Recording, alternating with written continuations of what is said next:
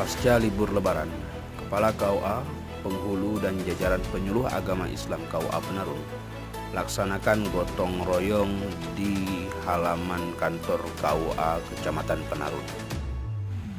Kegiatan tersebut dalam rangka bersih-bersih halaman mengingat libur Lebaran telah usai dan akan melaksanakan kegiatan pelayanan di kantor KUA lebih prima. Kegiatan gotong royong tersebut diikutsertakan langsung oleh para jajaran penyuluh kantor Kementerian Agama KUA Kecamatan Penarun serta para penghulu dan kepala kantor urusan agama Kecamatan Penarun M. Jalil SAG.